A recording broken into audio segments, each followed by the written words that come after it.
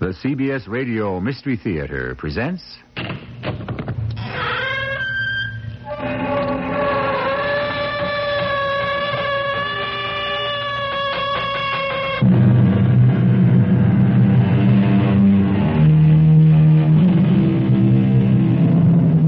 Come in. Welcome. I'm E.G. Marshall. At the gray close of his life, a very wise man remarked, 9 times out of 10, there is no truth to be discovered. There is only error to be exposed. Remarkable, isn't it? What an aged philosopher learns at the end is precisely what a private investigator senses at the beginning. I have something of great importance to tell you. Well, I'm busy now. Can it wait? Not too long. Who are you? As I have told you, I am a person with something of great importance to divulge. I could see you now. Well, I told you I'm busy. How about tomorrow? Tomorrow will be too late. Why? Because the world will come to an end tonight.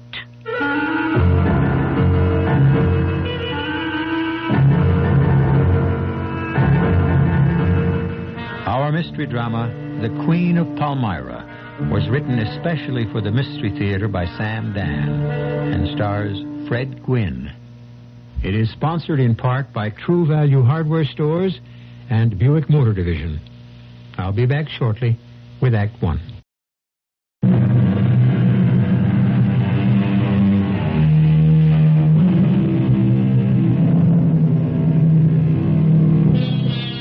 There are certain beliefs that seem to be beyond dispute. For instance, most people believe that one day the world will come to an end. There may be differences of opinion concerning the how, the when, the why. Some foretell the death of the sun and the subsequent icing of the planets. Others insist that man, heedless, careless man himself, will simply blow the whole business to smithereens, once and for all. In any event, most of us seem fairly well resigned to our fate. Most of us go about our own important, if mundane affairs, as if the world will last forever. That is, most of us, but not all of us. You wanted to see me, Uncle Dudley? Sit down. Yes, sir. Have a drink. A drink? Yes, a drink of water. Well, thank you, sir. I'm not thirsty. If it were whiskey or some other depraved form of liquid poison, you'd fling it down your obese gullet quickly enough. Yes, sir. This is pure elixir of life. I don't doubt that, sir. I despair of teaching you anything, Fatso. Sir, may I say something? Only if it makes sense, Fatso. That's just it. I don't like to be called Fatso. That isn't true. You adore that name. Oh, no. Oh, yes. If you didn't enjoy being called Fatso, you could change it soon enough. You could stop stuffing that bottomless pit that masquerades as your stomach. Now, tomorrow, make a note of this. Yes, Uncle Dudley. I want you to transfer all my holdings to gold. I don't understand. What don't you understand? What you just said. I want you to transfer all my holdings to gold. Isn't that what I said? Well, yes, sir. Everything? Isn't that what I just said? The stocks, bonds, real estate, everything. Into gold? I want everything I own in this world to be transformed into one single solid chunk of gold. And that'll be all.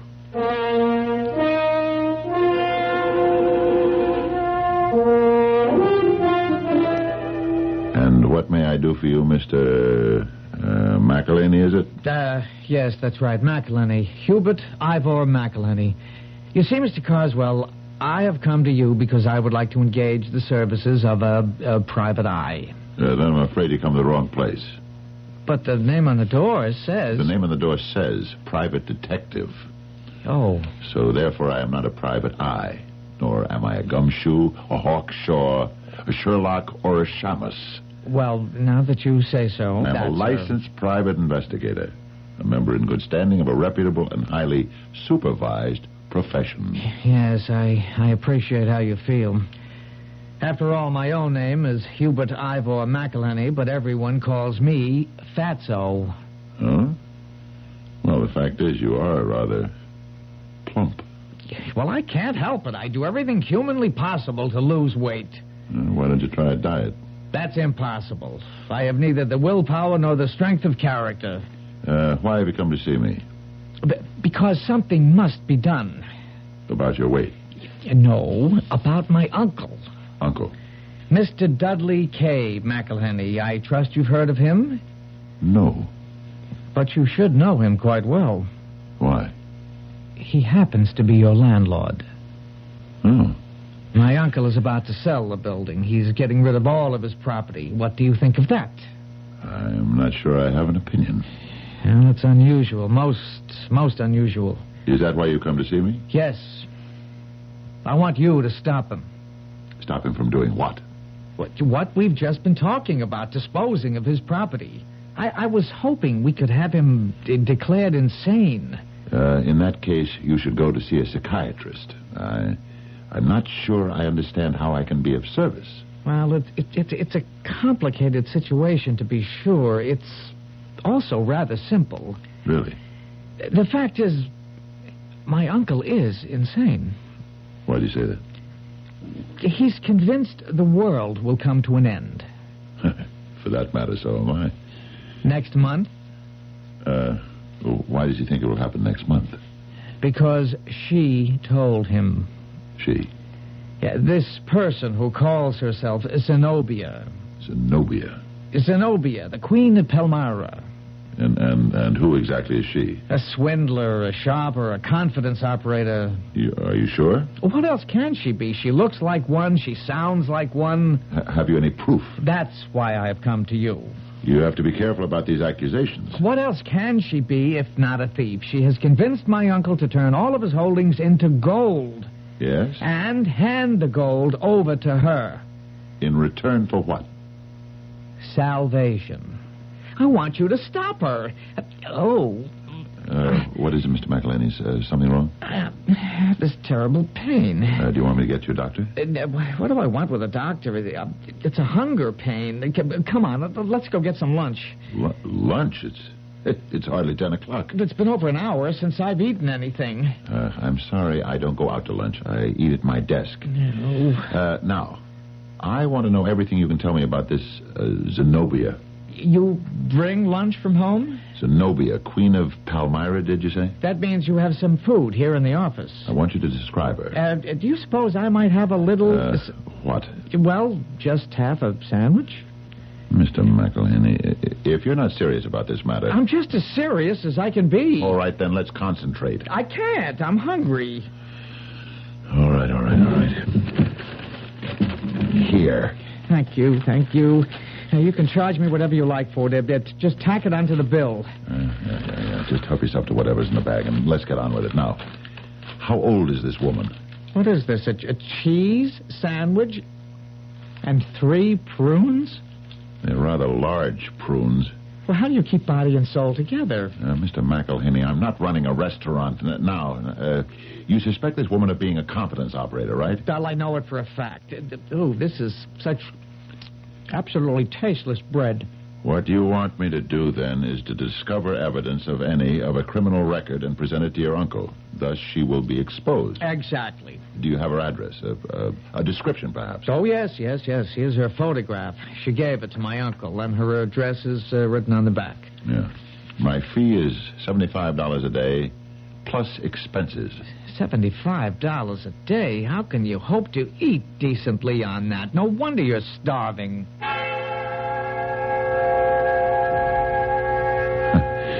The problem with my business, by and large, is the type of people you run into.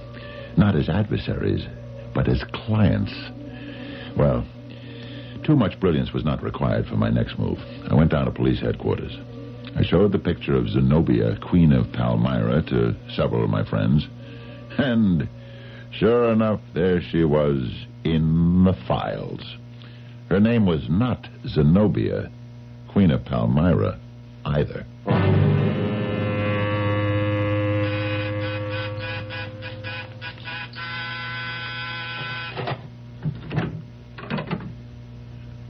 Hello? You must forgive me.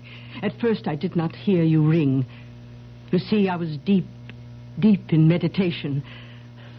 How may I serve you? May I come in? Of course.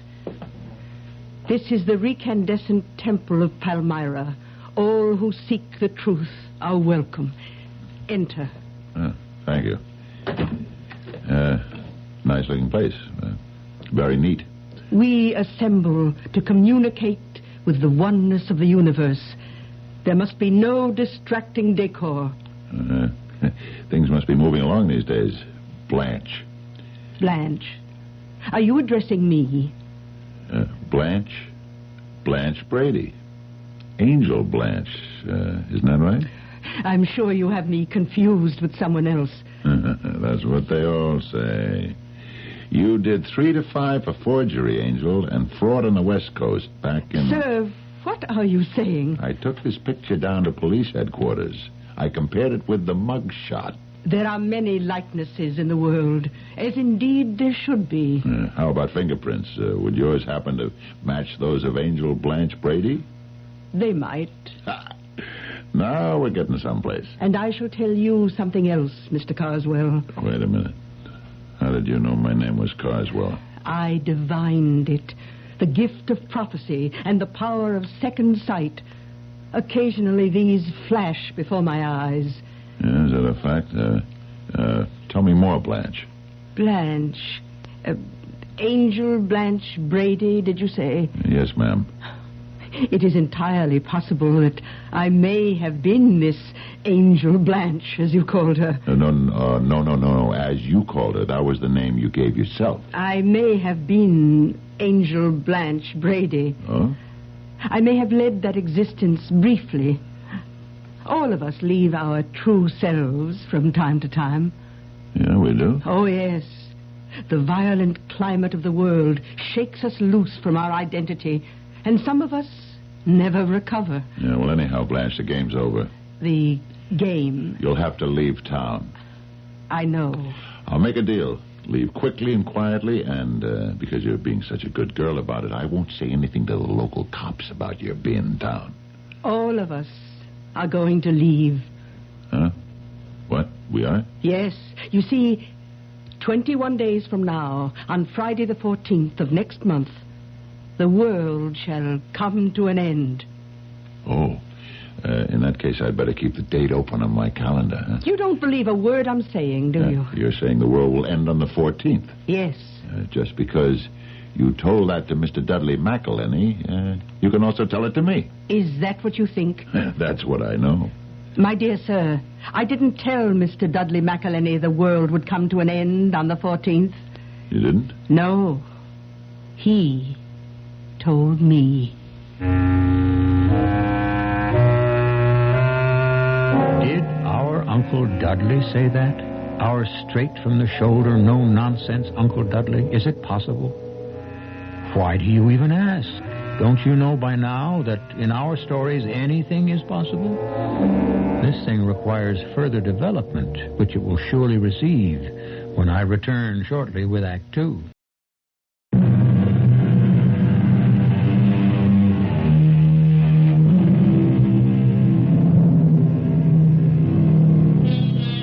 The world comes to an end for each of us. Fortunately, for the continuity of things, it doesn't end for all of us at the same time. However, the way things seem to be going, nothing is really beyond the realm of possibility. There are those who seem to be making their preparations even now. But how do you prepare for something like that? You're saying that according to Mr. Dudley McElhenney, the world will end on the 14th? Precisely. And just what makes him say that? He has been in touch. In touch? In touch with what? In touch with things. What sort of things? The things that are all about us. Where do you fit into this picture, Blanche? Blanche. You keep calling me Blanche. Yeah, because that's who you are, Angel Blanche Brady. That's quite possible. I may have wandered off into another existence where I was known as Angel Blanche Brady. What sort of person was I? I'm afraid you were not a good person, Blanche. Truly? Truly. You were a thief. A thief? Oh. You signed other people's names to checks. That was not a virtuous thing to do. You sold things to people that weren't yours. That wasn't right. The police don't think so either. Oh, I am sincerely sorry. What's this bill of goods you sold to Dudley McElhaney? Oh, I have sold him nothing. I have revealed the truth. And does he know you are also Angel Blanche Brady? Have you told him that? How could I have told him? I don't even know that myself. Tell me, Mr. Carswell, do you know who you are? I think so. You think you are Charles Carswell. Are you sure? I got a driver's license to prove it. You may have been snared by his identity. Snared? You see, the universe is filled with identities that have no corporeal estate. Do you follow this? Where's it going? Identities hunger for bodies, and therefore there is a constant struggle. Struggle? Yes. You see, there are so few bodies in the world. There are billions. But there are trillions of identities. About the struggle. A homeless identity is always seeking a body. And when you are unsure of yourself or depressed or lacking in the faith, it can become you. Is that a fact? Oh, yes. That is how I was taken over by Angel Blanche. How did you shake her and get back to Zenobia? Oh, hidden deep within me was the source of conviction. And at the proper time, it shone forth, and I re-emerged as Zenobia. All right. If it convinces the suckers, why not? How do you know you have not been snared by a consciousness that calls itself Charles Carswell? Break free and become your true self once again. And what or who is my true self? It will be revealed to you when you are free. Who do you suppose I am? That noble brow, those deep, searching eyes. You could be the Egyptian pharaoh. You could be the Roman poet Terence. You could be the philosopher Plato. No, I don't think so. And if I were you, Angel, I'd leave town. I had to get out of there. I was beginning to get the funny feeling that if I stayed around much longer, she might get to me.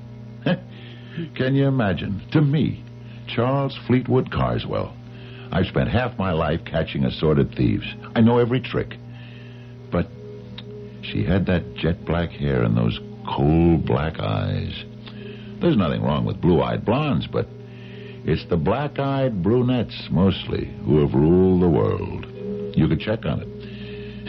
If I'd stayed there another 5 minutes, she might have had me believing she was Zenobia, Queen of Palmyra. I asked my client to come to my office. You have news for me, Mr. Carswell? I have exactly what you want. Oh, marvelous. What is it? Evidence that Zenobia, Queen of Palmyra, is, in truth, Angel Blanche Brady. And she has a criminal record. Oh, it gets better. She's been put away for forgery. And what else? It's what you wanted, isn't it? A criminal record is a criminal record, no matter how you slice it. It's still the same old salami. Salami? Do you have any in the office? A little snack would be just the right thing here's right the full now. report. You'll find all the details spelled out. And now, Mr. McElhaney, I shall send you a bill, and we may consider the case closed. Not quite. No? I would like you to present the facts to my uncle. Me? Yes, you see, it's bad news, and nobody likes that kind of messenger. I'll pay you for the extra day's work. The real reason I agreed was because I was curious. What kind of a person was this Dudley McElhaney? How could he be taken in by an Angel Blanche Brady? He couldn't amass his considerable fortune if he fell for every hustler who rang his doorbell. Or could he? I was expecting you, Mr. Carswell. Me? Well, someone in your category. You were? My nephew, Fatso, the stomach that walks like a man, he's sure I'm being swindled. And what do you think? I, Mr. Carswell, have seen the light. Yeah? Have you seen this? A report on the Queen of Palmyra's activities when she was known as Angel Blanche Brady. Oh, yes. I know about that. You do? Mr. Carswell, whatever I may be, I am not a fool. When I meet someone, anyone, with whom I intend to have a relationship of any kind, I have them thoroughly investigated. Yeah, as indeed you should. And so you must be aware that she served time for forgery. She didn't. Angel Blanche Brady did.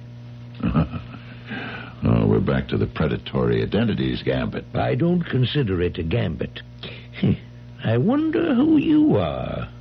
I told you my name. No, who you are in truth. In truth, I am Charles Fleetwood Carswell. You're positive? Beyond the shadow of a doubt. Have a drink, sir. Water. Pure spring water. The true elixir of life. It clears the brain. I think mine's reasonably clear now, thank you. What do you make of me, Mr. Carswell? What do you mean? Well, you know what I mean. Surely Fatso has told you of my plans. Yes? What do you make of them? This sharp, shrewd, cold-hearted businessman suddenly making a 180-degree turn, getting rid of all my possessions. What do you make of it? Why are you concerned with my opinion? I like you, Mr. Carswell. Why? You remind me of what I used to be. Cold, impersonal, dedicated to ideas, involved with mundane things. I really haven't given it much thought. Well, that's not true. You've thought about nothing else. Now relax, Mr. Carswell, and tell me the truth. Oh, I'll pay you for your time. Not that money will have any value to any of us 3 weeks from now. Oh, why do you say that? First, answer my question. Well, there's an obvious answer. What is that? It happens to many people who've spent their lives amassing wealth to the exclusion of other things. They begin to look for higher meanings, greater values, and quite frankly, they become suckers for the clever hustle. You believe that's what's happened to me? Basically, yes. Mr. Carswell, would you like to work for me? In what capacity? In your usual investigative capacity. I believe her. I believe her with all my heart and with all my soul. Yes? Don't interrupt. It's very difficult for a man like me to say these things. Heart, soul, and so forth. This is not my kind of language. I understand. You believe her with your heart and soul. However, you do not quite believe her with your brain. Have I stated the problem? Well, yes. What more is there I can do? I have here evidence of a criminal record. What other proof do you require? Mr. Carswell, convince me somehow that the changes that have taken place within me are not real. You say changes? Changes in the way I think, feel, see, hear, believe. No, I don't understand. I accept those changes. I believe them. But some small, slight, even fragile vestige of the self that was called Dudley McElhaney still persists, still torments me with tiny doubts. The self that was called Dudley McElhaney. Is that what you just said? Yes. Then I must assume you no longer consider yourself to be Dudley McElhaney. Well, I'm not. No. 99% of me says I'm not. It's that lonely but persistent 1% that keeps whispering to me, you are Dudley McElhaney. Let's analyze the majority vote. What does the 99% say? It says that I'm Aurelian. Aurelian?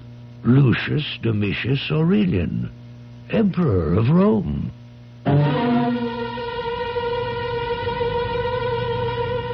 Lucius Domitius Aurelian, born in the year 212, made emperor in 270, assassinated in 275. That should have been the end of him, wouldn't you think? However, here we have Dudley McElhenney, who says, no, I am Aurelian. On the face of it, we could say Dudley is mad. But how many times in our history have the madmen been right? Which is not to say they weren't also mad, if you know what I mean. We'll meet again shortly for Act 3.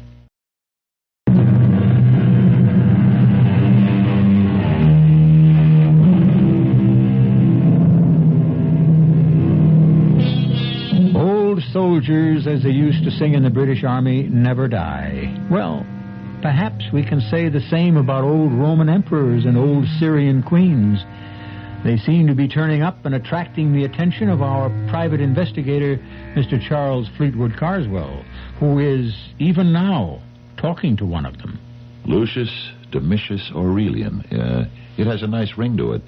And she has made you believe that's who you are. Yes, it goes against every principle I used to hold, against every way I had of thinking and seeing. But I believe it. How can either of you prove that you are Aurelian? I have the feeling. Feelings don't count. What are the facts? When did it begin? About a month ago. She came into my office, and I'll never forget what she said. I've come here to save you. Who are you?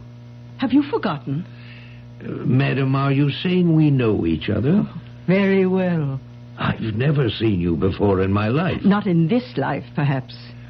Yes. Look, I'm very busy, so if you'll excuse me. You were also too busy last time. Last time? I sent you a warning. What are you talking about? You paid no attention. Now, really, I don't know how you got in here. A month later, you were assassinated. Who was assassinated? You were. You, Lucius Domitius Aurelian, Emperor of Rome. Oh, I see. And I was the Emperor of Rome, eh? You still are. Well, that's something.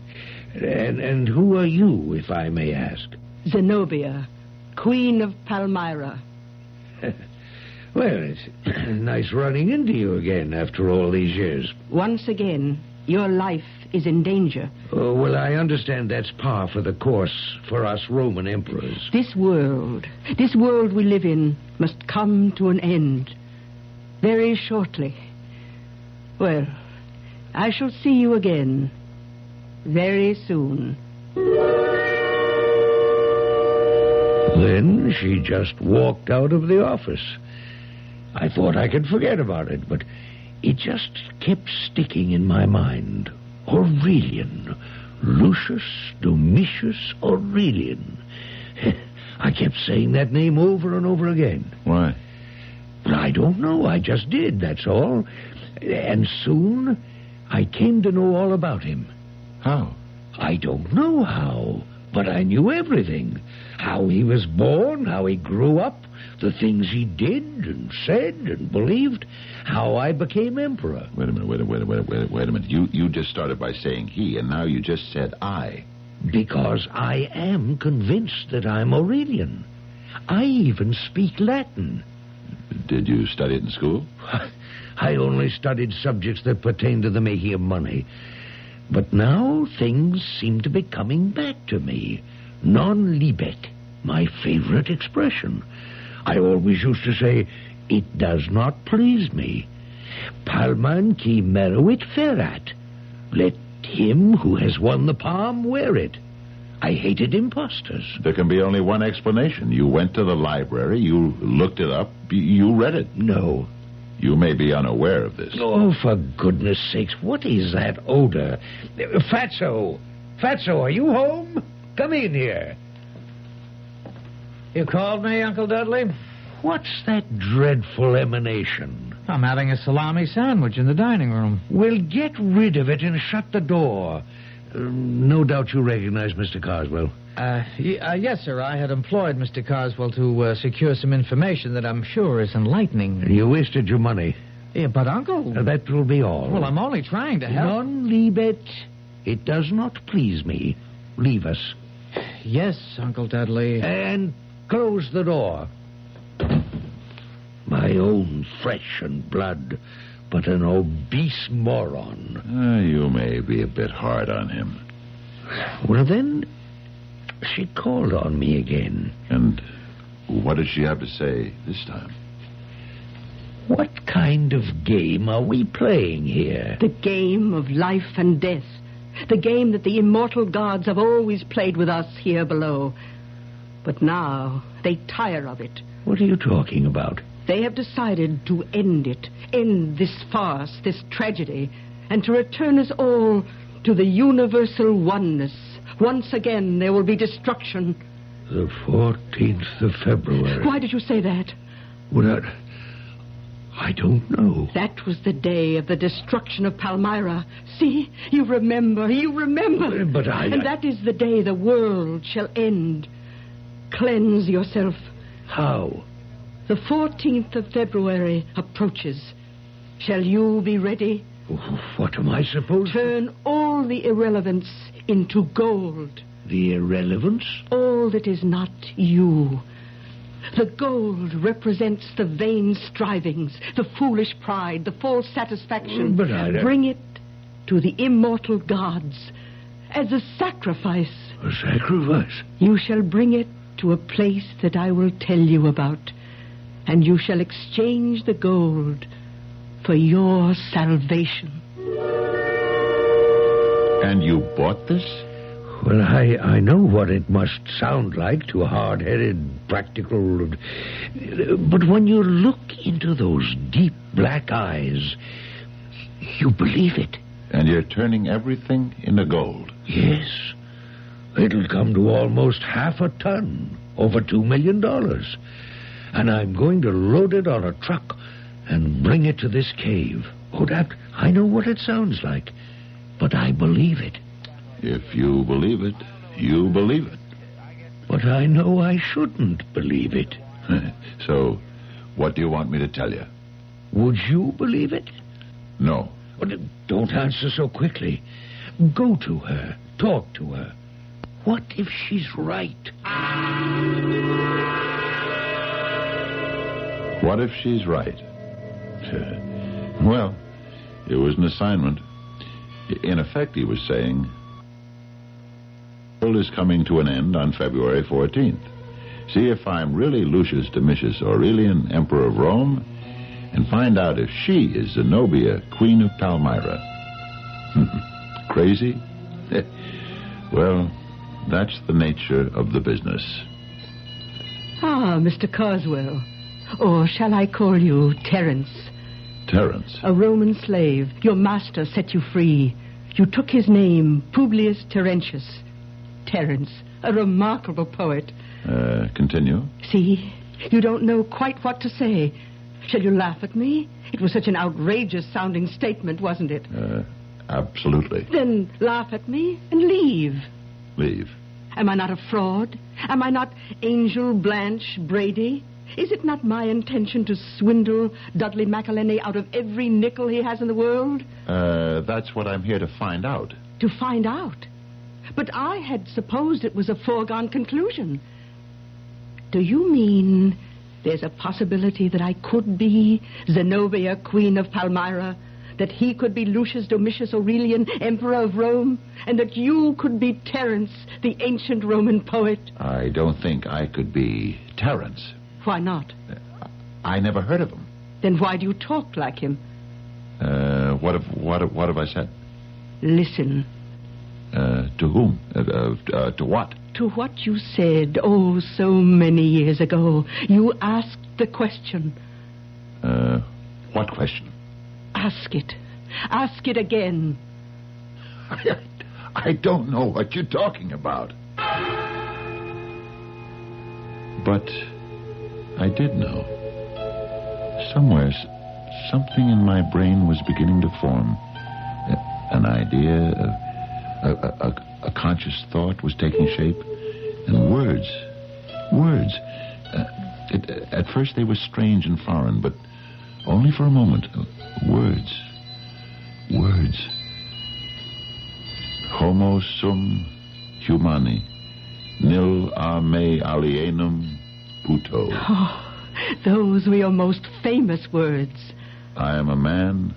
Nothing human is alien to me. You are Terence, the poet, the playwright, the philosopher. You have been captured by the identity of Charles Fleetwood Carswell. Free yourself. Join us. I don't know what you're talking about. Listen. Listen to what you are talking about. Nothing is said that has not been said before. That is what you said almost 2,000 years ago. It is true.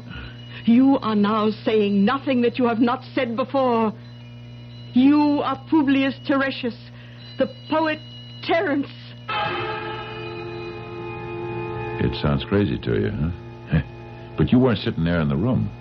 The room with the slightly sweetish smell of incense and the faintest tinkling of silvery bells. And you weren't looking into those eyes. Those black eyes. Eyes so deep, so dark, that it seemed there must be all the mysteries of the universe inside them. Come with me. Be saved. Join us. Realize the oneness, the completeness. What do I have to do? Change your earthly burdens into gold. There won't be an awful lot. It doesn't matter. We shall all sacrifice together on the 14th of February when we shall leave this world, this poor doomed world. And we shall dwell, we the fortunate few, shall live forever.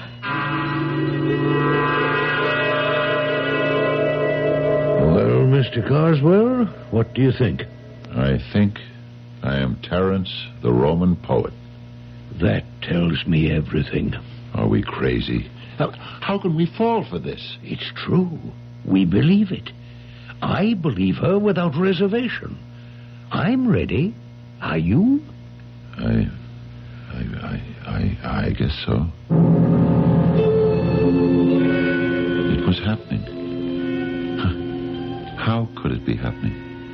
Here I was on the night of February 14th. A calm, cool, peaceful evening. I was driving a small truck.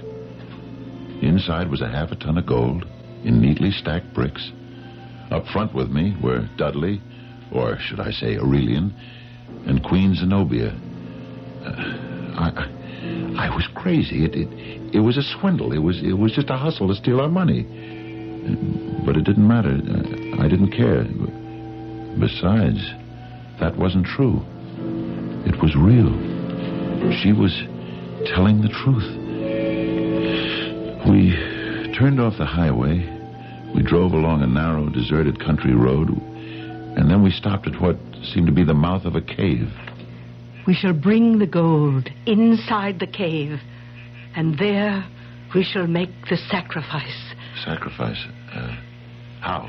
The gold shall be piled high as an altar. We shall call upon the immortal gods to take it. We took the bricks of gold inside the cave. Little 1-pound bricks, but well over 1,000 of them. Most were his, of course. But it didn't matter. We piled them high, and they gleamed in the rays of the moon that made their way inside the cave, and finally it was done, and the altar was complete. And then she said, Believe with me. Do you believe, O Lucius Domitius Aurelian? I believe. Do you believe, Publius Terentius, that you are freed finally from the false identity of Charles Fleetwood Carswell? Do you believe? I believe. At that precise moment, I believed. I felt as if I were bathed in light. I trembled at the edge of overwhelming truth when there seemed to be something out of place. What was it? It was a smell. The unmistakable smell of salami. I turned around quickly.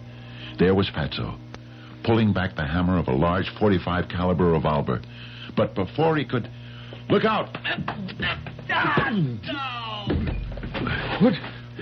What is this? This, I guess, is a swindle. He and Angel Blanche plan to get you up here and kill you. I won't believe it. I can't believe it. Zenobia, where is she? I guess she's gone. Fatso should be out for a bit. I'm sorry I had to hit him so hard. It's impossible. I don't believe it. Don't believe she... The two of them arranged it. To make it look even better, they decided to turn a private detective, me, loose on the scheme. Just to make it look good. I should have tumbled when she knew my name. Who could have told her? Then the world isn't coming to an end. No, not tonight. And I'm not the Emperor Aurelian? It doesn't look that way. How did she do it? Hypnosis. Autosuggestion. But it can't be a lie. It can't be. I am the Emperor Aurelian. I know it. I am the Emperor. To this day, he believes it. And to show you human nature, he was so angry with me for bursting that little bubble, he refused to pay me my fee. Oh, well, if you think he was a nut, you should see some of my other clients.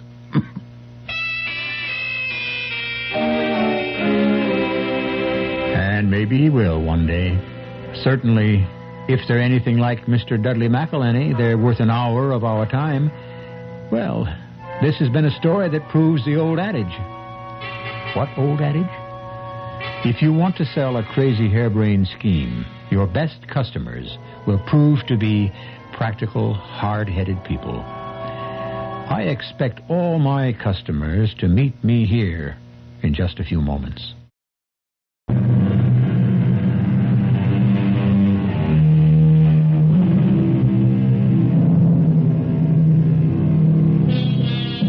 All the people who've lived and died, is that the end? Is everyone born into the world someone brand new? If a human being is a spirit that animates a corporal entity, does not that spirit live on when the perishable flesh disappears? Therefore, although we may have a fair idea of who we are, is there any way of knowing who we were? Our cast included Fred Gwynne, Bryna Rayburn, Jack Grimes, and Court Benson.